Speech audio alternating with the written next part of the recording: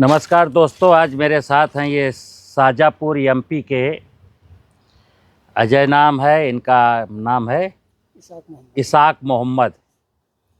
ये कल झांसी आ गए थे, रात में होटल में रुके, जीवामृत लेने आए थे।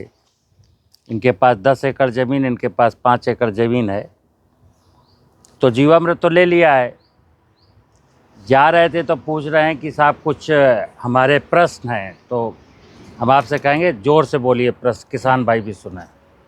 जैसे कि सर हमने ये बनाया, जोर बना बोलो। लिया। हाँ इसके बाद में जैसे गर्मी में हम फसल नहीं लगाते हैं, हाँ जैसे गर्मी में हाँ मई जून में, हाँ। तो फिर इसको बचा के कैसे रखेंगे? इनका प्रश्न है कि अभी मैंने इस रबी की फसल में अगर डाला, रबी की फसल काटने के बाद अप्रैल मई जून 3 महीने खेत खाली रहता है, तो ये मर जाएगा खेत में, फिर क्या करेंगे? यही प्रश्न है ना? यही है सर। तो मैंने बोला कि ये लगातार अगर आपको नहीं डालना तो खेतों की मेड़ों पर पेड़ लगाइए, क्योंकि गर्मियों में जो खेत नंगा होगा, सूरज की रोशनी से गर्मी सॉइल की बढ़ेगी तो मरेगा, लेकिन पेड़ों के नीचे कभी भी 40 डिग्री सेंटीग्रेड से टेम्परेचर ज़्यादा नहीं जाता, वहाँ जिंदा रहेगा। और जब बारिश होगी, ज़मीन ठंडी हो जाएगी, तो उन्हीं पेड़ों के नीचे जहाँ जिंदा था वहीं से निकल करके पूरे खेत में मूव कर जाता है। इसीलिए मैं नेचुरल फार्मिंग में कहता हूँ कि खेतों की मेड़ों पर पेड़ नहीं है तो नेचुरल फार्मिंग आप कभी नहीं कर पाएंगे। अगला कोई प्रश्न?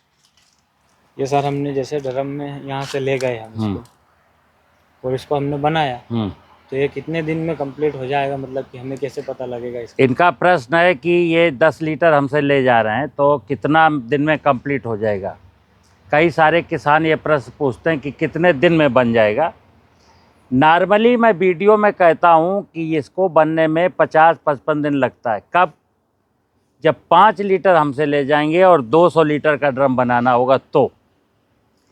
अब ये 10 लीटर ले जा रहे हैं, तो चूंकि बैक्टीरिया की संख्या 2 गुना ज़्यादा डाले हैं, तो इनका 28-30 दिन में 200 लीटर बन जाएगा।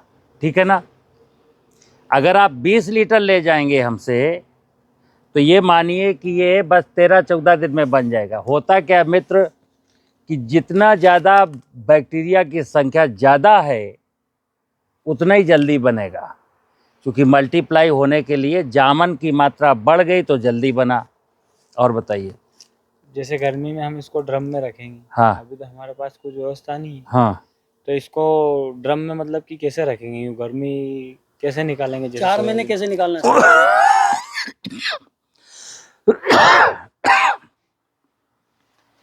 मगलाओ मित्र, जब ये जीवामृत बन जाता है तो देखो इस ऐसा हो जाता है,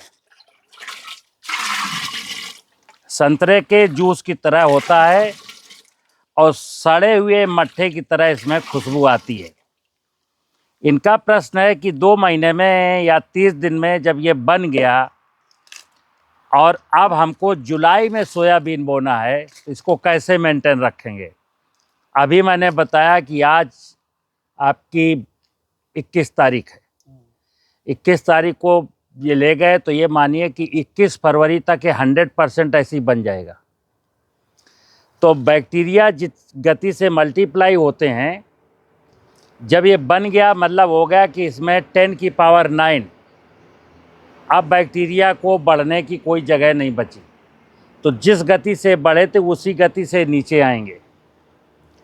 तो 2 महीने 1.5 महीने में इसमें बैक्टीरिया नहीं बचेंगे, यानी लिविंग टिश्यू ना के बराबर बचेंगे। ऐसे में मैं किसानों से कहता हूँ कि अगर आपको लंबे 4 महीने 5 महीने बाद यूज करना है, तो जो 28 किलो भोजन एक ड्रम में मैं बताता हूँ, उस भोजन को 5 महीने में 28 किलो डालना है, धीरे धीरे।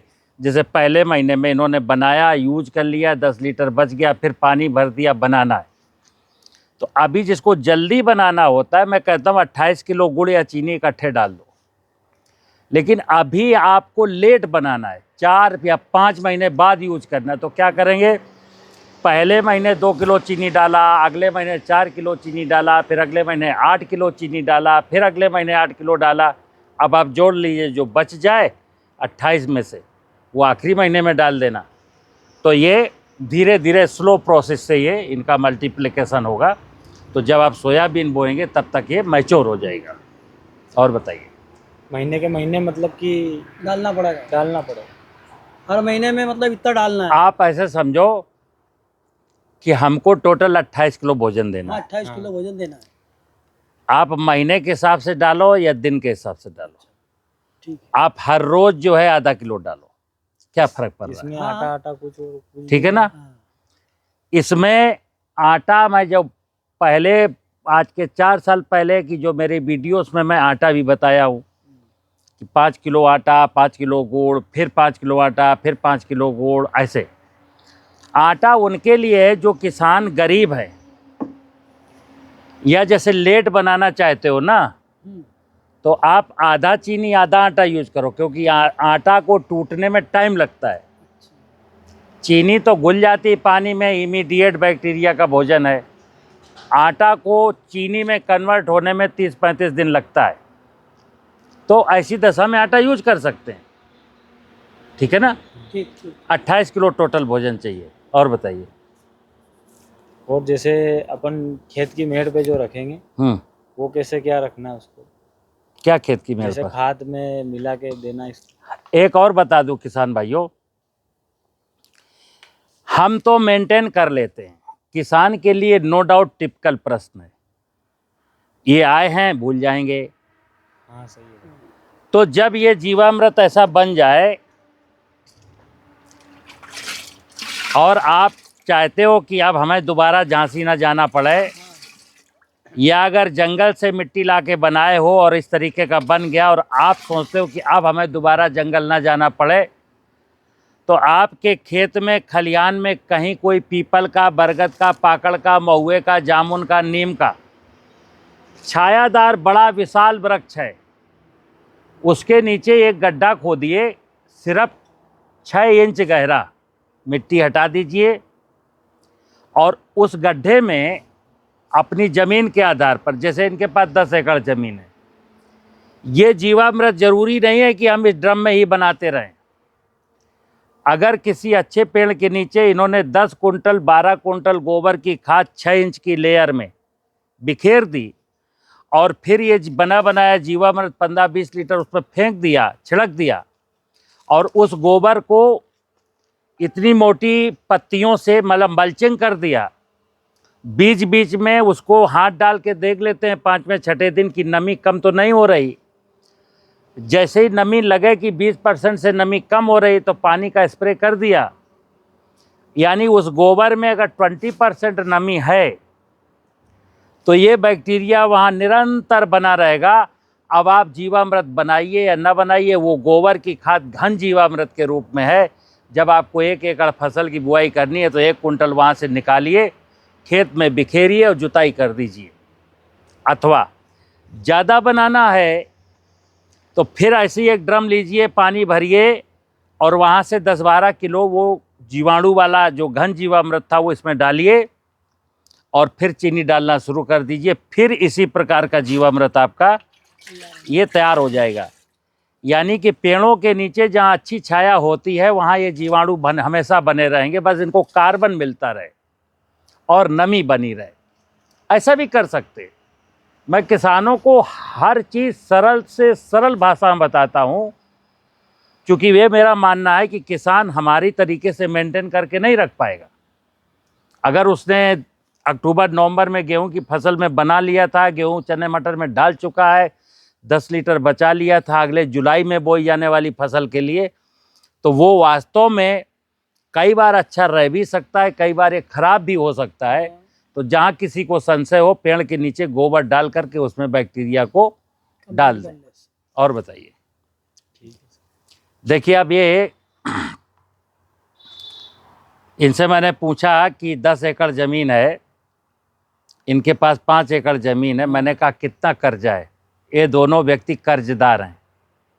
किसान भाइयों, हमें बड़ी तकलीफ़ होती है कि 10 एकड़ 5 एकड़ का किसान पिछले 25 साल से 50 साल से 30 साल से खेती का काम कर रहा है, मेहनत कर रहा है और उसके ऊपर कर्जा है। मेरा ये जो अभियान है धरती माता को स्वस्थ करने का है, धरती को बचाने का है, किसान को बचाने का है, किसान को कर्जा से मुक्ति दिलाने का है और पूरी हिंदुस्तान की आबादी को हेल्दी बनाए रखने का है। मैं चाहता हूँ कोई व्यक्ति बीमार ना हो, कोई पशु बीमार ना हो। कब? जिस दिन मेरी धरती बीमारी से मुक्त हो जाएगी, ना फसल बीमार होगी, ना पशु बीमार होगा, ना इंसान बीमार होगा। आज जो आधुनिक टेक्नोलॉजी हैं वो अपने धंधे के लिए उद्योगपति, फर्टिलाइजर बनाने वाले, पेस्टिसाइड बनाने वाले, कृषि यंत्र बनाने वाले चाहते हैं।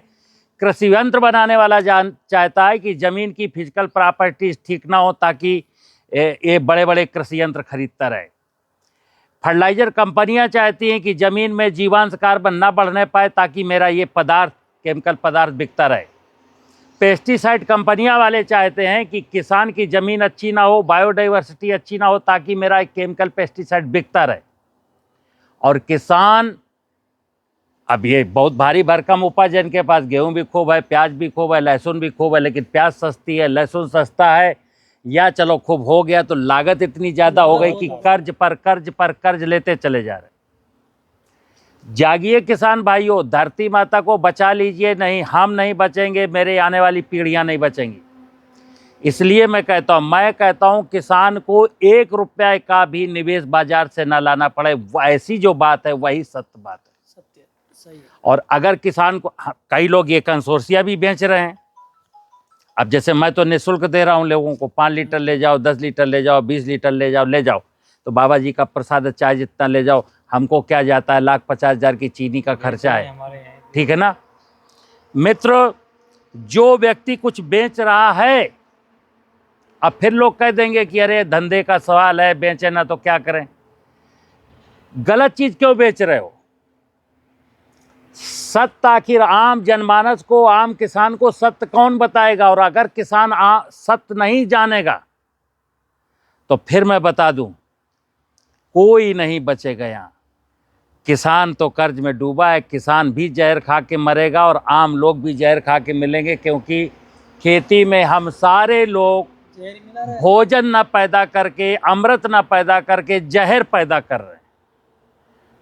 कोई भी सब्जी हो, देश का किसान चाहे किसी कोने का हो, जो सब्जी उगाता है वो 30,000 रुपये मिनिमम, 1 एकड़ में कम से कम 30,000, और इसकी फिगर जाती 1 एकड़ में 1 लाख रुपए का पेस्टिसाइड डालता है।